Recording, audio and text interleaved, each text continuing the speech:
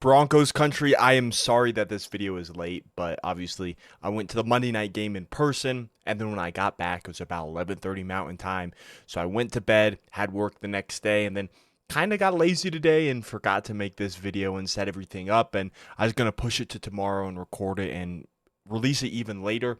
But I decided, you know what? I want you guys to see this video. Now, I don't think this is going to be super in-depth.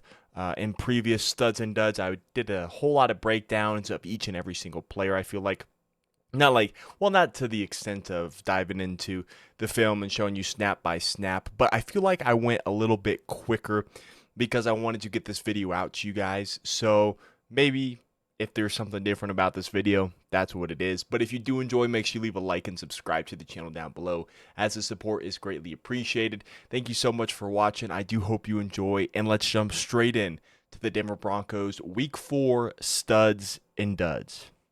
And starting things off, we're going to start with the dud, and we're actually going to go with the only dud of the game. Or in my opinion, well, not in my opinion, but what I'm trying to say is, it was a pretty good game by the Broncos all around, right? There were some highs and lows, and you could nitpick and you can get into the nitty gritty and you can look at these players and the underlying metrics and all these other things that went on. And sure, there could be other duds. Absolutely. I'm not saying there's not, but with a dominant win that we had, I can only think of one dud, and I really only wanted to put one dud on here because it could be an all studs video, but I'm putting Luke Wattenberg on here because he really struggled with penalties on Monday night, right?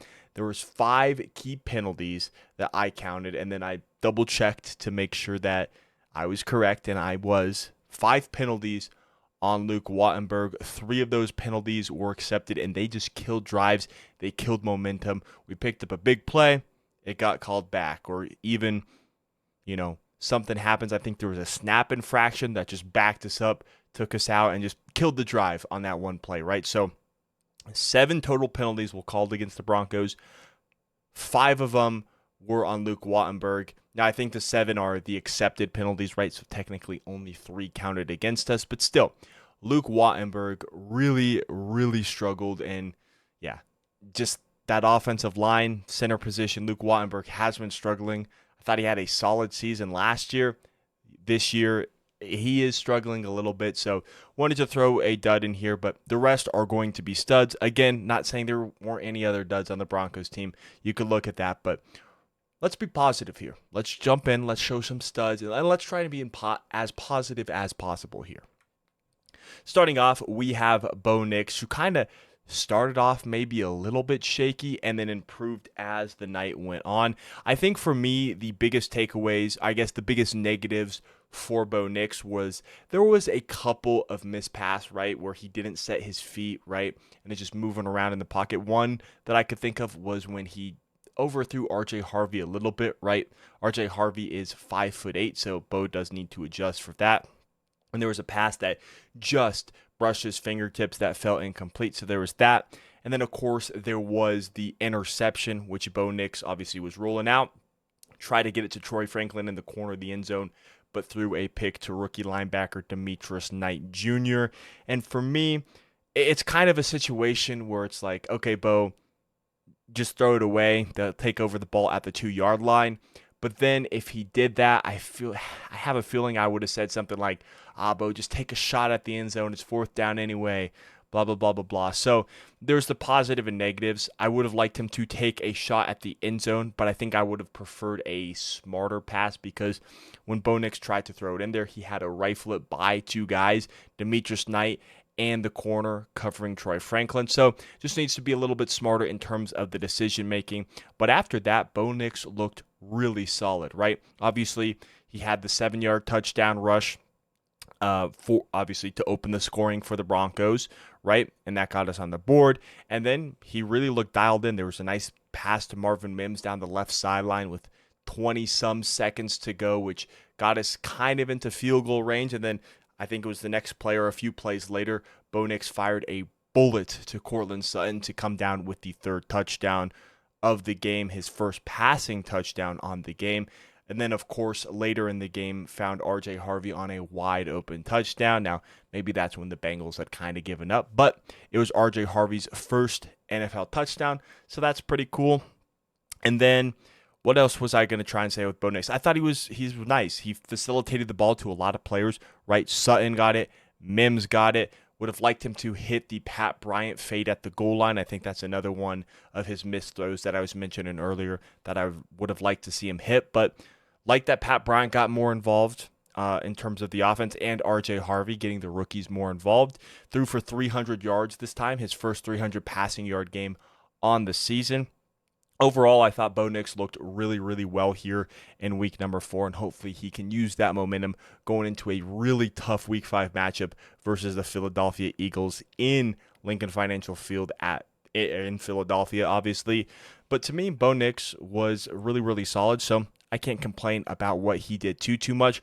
Like I said, the nitpicks of the missed passes, the interception, but overall, Bo Nix has improved significantly, and in my opinion, this was probably his best game on the season. If he would have finished that Colts game, could argue that, but interception sucks, but overall I thought Bo played very, very well. Next up, I'm giving it to J.K. Dobbins, who was our first 101-yard rusher in 38 games, the first 100-yard rusher in the Sean Payton era. And yeah, he was fantastic. 16 carries for 101 yards, 6.3 yards per carry. Didn't score a touchdown this week, right? So breaks that 3-game streak, but J.K. Dobbins was phenomenal. Also had the reception for 4 yards, but honestly, in the receiving game, we throw it to either RJ Harvey or if Tyler Baday's in the backfield, you kind of know it's a pass. I've kind of noticed that.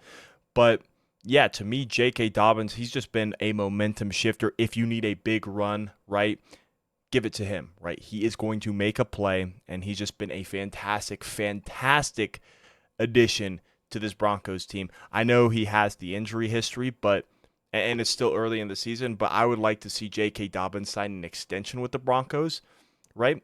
Obviously, I like RJ Harvey, but I think J.K. Dobbins has been a very solid piece to this offense and kind of taken it to the next level, whereas we didn't really have a run game last season. I'd like to see J.K. Dobbins with the Broncos long term, but that's a problem for the end of the season, right? For now, J.K. Dobbins has played fantastic for the Broncos, and he had another strong showing here in week number 4. Another stud is going to be Courtland Sutton, Mr. Reliable, right? 5 receptions for 81 yards, 16.2 yards per reception, and of course had the big touchdown.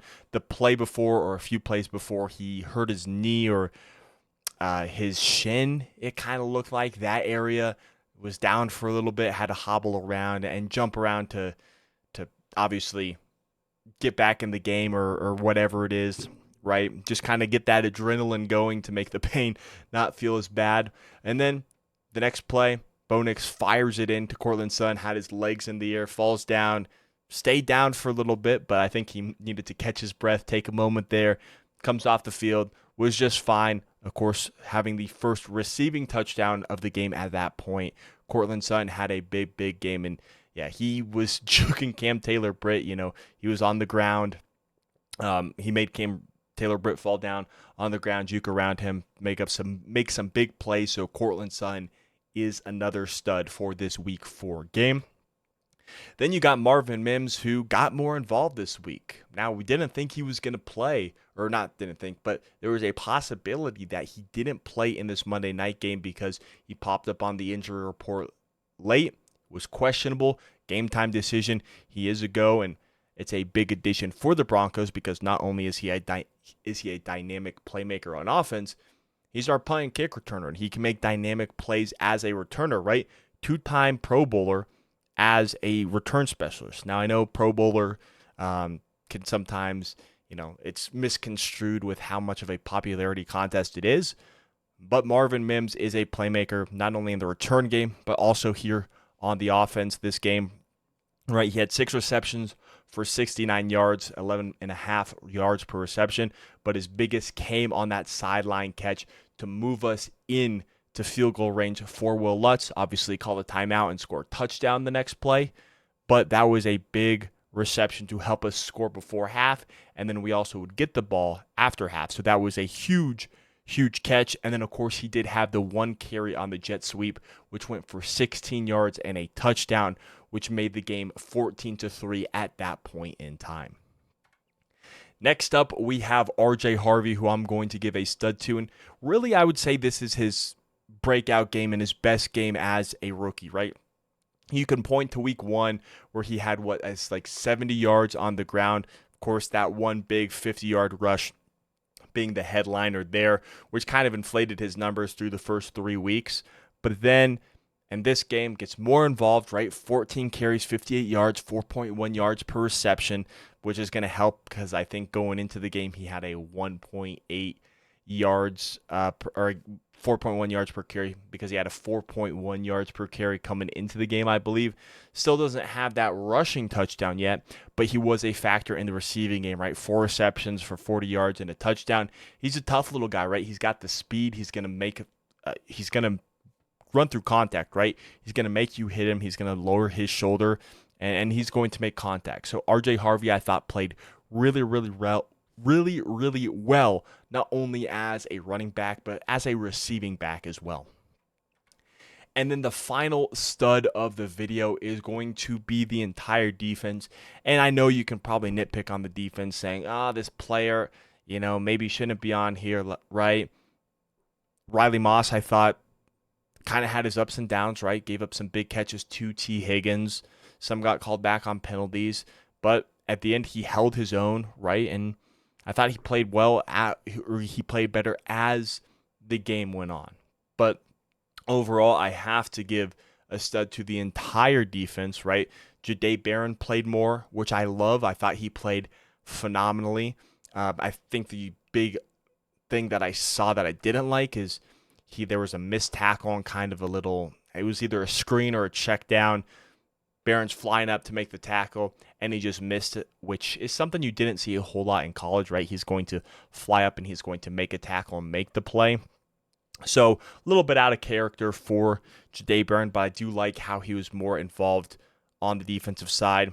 Jaquan McMillan played well, right? Brandon Jones and Talanoa Hufanga played great. The defensive line was phenomenal. You can see on the 43 plays, 3 sacks, 0 interceptions, and that also goes for fumbles. It should be 0 turnovers. But the defense only gave up 159 total yards of offense to the Cincinnati Bengals, featuring obviously Jamar Chase and T. Higgins, of course. No Joe Burrow in there, so we got to remember that. But the defense forced 8 punts, only allowed 9 first downs in the game, and only allowed 2 third down conversions. There was 11 total. So the defense played lights out. They played phenomenal. And honestly, this was kind of a momentum building game for the Broncos, right? Heading in to Lincoln Financial Field in Philadelphia to play the defending Super Bowl champs. It's going to be a tough game, but even though this was kind of a gimme after Joe Burrow went down, which sucks to see, it's sad to see. Really good game for the Broncos to build that momentum, to go into a hostile environment, a really hostile environment that it is. And it just is nice momentum building going into that game. So we'll have to see what the Broncos do in Week 5 versus the Philadelphia Eagles. But if you did enjoy this video, make sure you leave a like and subscribe to the channel down below, as the support is greatly appreciated. Thank you all so much for watching. My name is Parker, and I can't wait to see you in the next one. Peace out.